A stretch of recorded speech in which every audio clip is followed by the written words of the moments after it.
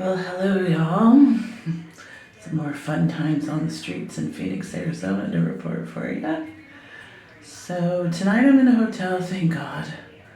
A friend actually gifted us a room for tonight, so I can relax, and I showered. I'm still not up to my normal pretty, but at least I'm clean. And this whole homeless experience in Phoenix is horrible. I want to get out of here. This is a horrible place to be homeless. There's no compassion for the homeless. I mean, sure, there's some people that do give food, and there's some people that do, will help you when they see it, but those are just compassionate people. And we love those compassionate people, and that's very much appreciated. But what I'm speaking about is the government issue help, the shelter. Shelter is the hardest part of being homeless. You can get food. There's places you can go get food. People will come by and they will give you, socks and cleaning stuff and pet food. And that's very much appreciated. Most of that is just organizations that do that are kind of privately run, and we really appreciate those. Those are amazing. But what I'm talking about is shelter. Shelter is very difficult to come by. And it's weird, all the laws that they have regarding homelessness. Okay, you can't sleep anywhere. I mean, you're not allowed. It's a law. You can't sleep. Everywhere you see, you can't loiter. You can't sit in McDonald's for more than 30 minutes. Most restaurants have signs on their bathrooms that says out of order, but they're not really out of order because you see the employees going in there. They're out of order because they don't want homeless people to use the bathroom. So there's not very many places you can use the restroom. And it's very strange. And there's so many more homeless people than you would ever imagine, because a lot of homeless people, they keep themselves clean and they, dress nice, and you would never know that they were homeless until you talk to them. They might be carrying around a backpack or something, but it's a lot. And a lot of them can't get out of being homeless. The best they can do is a shelter, and shelters are horrible because when you're in a shelter, you're in there with a whole bunch of other people, and you don't know if they're on drugs, you don't know if they're mentally ill, you don't know what's going on with them. So you just you basically can't trust those people. So most people don't even like staying in shelters. Plus, there's not really any shelter space right now.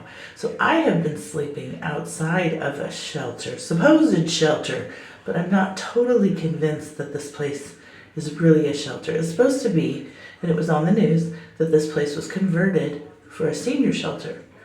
And it looks like it has hotel rooms that have been converted, but there's not just seniors staying there. It looks like there's a few seniors staying there, but it looks like mostly refugees to me because of the accents and, the people that are staying there. They look like they're probably refugees, which I'm not saying refugees shouldn't have shelter, sure, but it's like only refugees have shelter.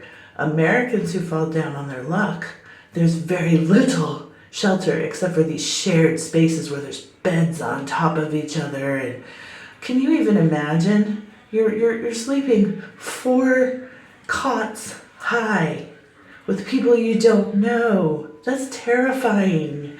And not to mention probably unsanitary and very dangerous. So that's the kind of shelters they have for Americans. But for refugees, they have shelters, nice hotel rooms, and they can come and go as they please. But this one that I've been sleeping in front of, I'm still not convinced exactly what it is. But it's gated, like there's no name on it. It's completely gated. And there's security guards there all the time. So it's really kind of prison-y. And, the people that live there, they look very happy. So, yeah, they're getting a hotel room, which makes them happy. But I don't know, something about it is strange. There's this homelessness in Phoenix is a whole other thing. It's just a whole other thing. I mean, there's no real security. There's nowhere to stay. Last night, yesterday, we were in the dog park with our dogs, And we met this man that we thought was really nice, Christian man. He came up to us and started talking about the dogs and stuff. And he seemed really nice and friendly. And, he was telling us about how we could get shelter and stuff. And then he invited us to spend the night in his house, in his spare room, which I guess his son is a wrestler, so they had wrestling mats on the floor. So anyway, he seemed really nice at first, and he bought us a pizza and he invited us over, and then he started telling us about his rules, which basically you can't be human. There was, my dog couldn't have an accident. If my dog had an accident, then he was kicked out. If we scratched, as little as scratched the mats that we were sleeping on, he would kick us out. He had told us about these other homeless people he had that, he kicked their ass or killed them or something. He kept telling us, well, I have no problem kicking someone's ass or burying them. So it was terrifying. And it was like I was scared to breathe in the place. So he left. He invited us over. He had all our stuff in his trunk, which I'm like, oh my God, we should never let him have all our stuff in his trunk. We don't even have a blanket to go out on the streets. But he decided after he invited us over that he was going to a party or something, and he didn't get home till like 11, and so we were wandering around the streets. We had no blankets, no nothing, and I was terrified that he was just going to take off and we weren't going to have any blankets.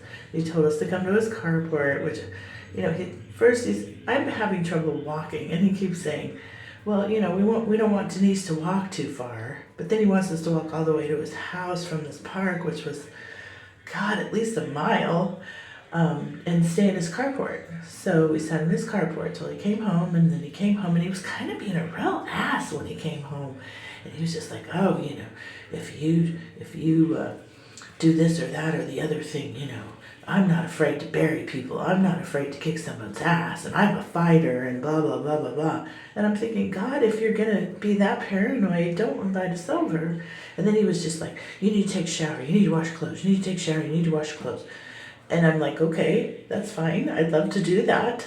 But the way he was saying it was like very condescending, like, oh, you guys stink. You need to take a shower. And then he got home so late that we just ended up, crashing in the room. And then the next day he was so rude.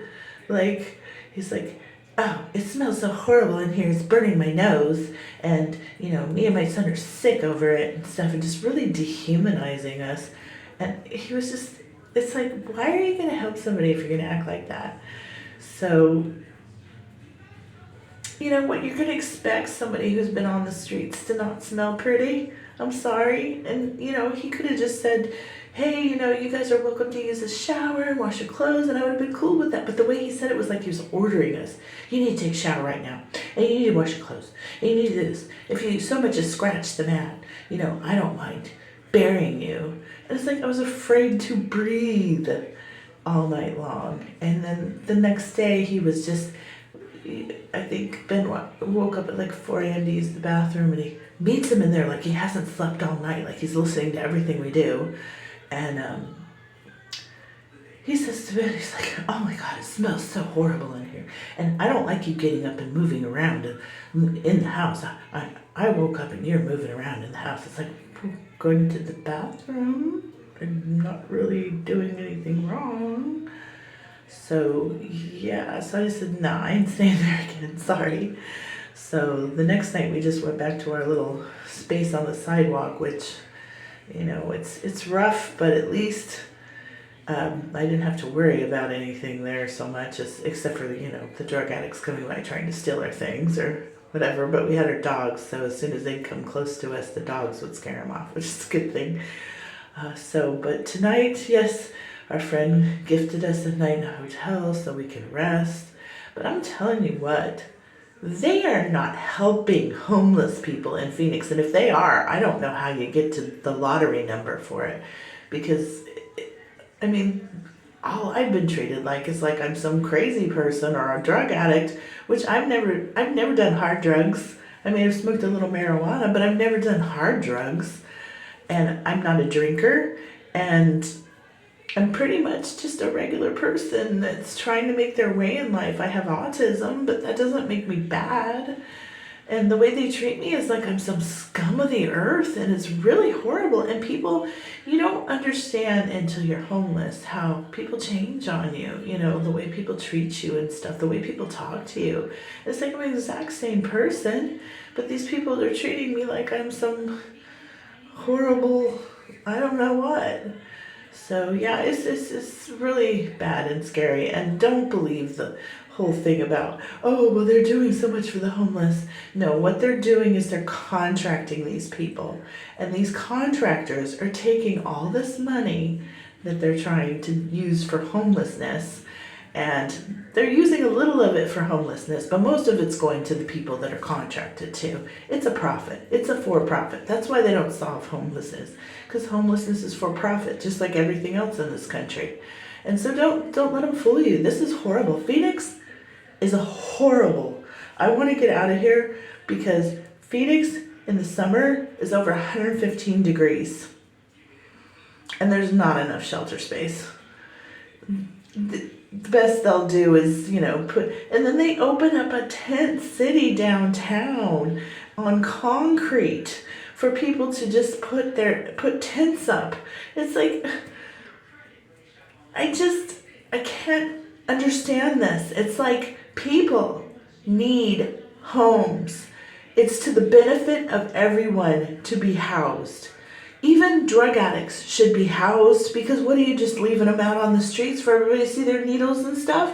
No, they need, and then having regular people that just can't, if you don't have a car, you can't get around, you have to carry stuff everywhere. It's like walking all day long to get everything done and riding the bus, and it's exhausting.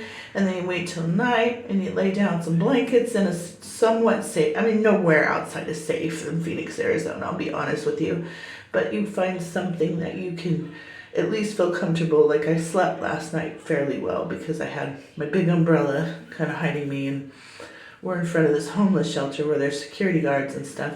Although the security guards give us shit too. So it's just, there's no winning. There's no winning. I don't even know how they're ever going to solve this homeless crisis unless they change the whole structure of the government. Because people, homeless people? They're people that have problems. They're people that have problems. I saw a guy today. He was sitting in a wheelchair. This black guy was sitting in a wheelchair, and he looked so down and out and depressed. And you could tell he was homeless because he was unkept. And I gave him a little bit of change in my pocket, and it just brightened up his day. But how can they let somebody like that live on the streets in a wheelchair? It's like, if you're no good to the government, they just throw you away. And then we talked to another man, real nice man. We were sitting down having something to eat outside at a restaurant, and he'd been on the streets for 10 years. And now he's in a Washington Street shelter where, they're going to share the rooms with other people. And this poor man, nice as could be, this is how he's spending his retirement years. It's not right the way they do people. And they're not lowering the rents. Yeah, they had that whole thing with the rental scam where they use software to decide what the rents would be, and they artificially hike the rents here to kick everybody out. When I moved into my house, it was $500 a month, and it was affordable for me. But they doubled my rent, and I just got to the point where I just couldn't afford it anymore, along with all the other bills, your utilities, your phone, your car payment, your insurance, and everything. I was having to use credit cards just to make ends meet, and I thought I was making pretty good money. This is happening to everyone. I swear it's almost like half the people you meet are homeless. This is a serious problem. And, people, and I believe that Black Lives Matter. I do. But you know what? We need to start talking homeless lives matter. Because homeless lives do matter. No matter what race or whatever you are. People who don't have a home for whatever reason should not be disrespected. They're no different than they were when they had a home. The only difference is now they don't have a home, so they may not be able to keep up their appearance as well as when they had a home, or they may not be able to get us enough sleep, and they might be tired all the time and dragging, and then people say, oh, well, just go get a job. You sleep outside on the sidewalk where you might get 4 hours of interrupted sleep and have nightmares all night. And then you get up and you have to walk everywhere you freaking go. Try to go walk to McDonald's or something so you can get a breakfast sandwich. And then walk here, walk there, walk everywhere. And then go interview for a job when you can't even find a shelter. You can't even find a shower to use. Yeah, I guess if you join a gym or something like that. But you can't shower, you don't have clean clothes, you don't have an address, you can't even get a job. So don't give me this, oh, go get a job. First of all, I was injured, I was sick, which is the case of most people when they end up homeless, is they get sick or they get injured and they're not able to pay their bills. And then the rent goes up and they're gone. And it's happening to a lot of people. There's over 500,000 people in this country that are homeless. And we're letting refugees in, and we're letting, people cross the border, which I'm not against those people. I think everyone should be treated good. I'm not against those people at all. But, you can't leave American citizens just like this. It's not right. It's not right. We're freaking becoming a third world country. And if you think you're safe, if you think that, because you have your own home or because you have this really good job, think again. The robots are coming, people. AI is going to take over a lot of jobs. And you're going to be a lot of layoffs coming soon. And human chop shops, they're going to be killing homeless people. Welcome to 1984. Sleep well.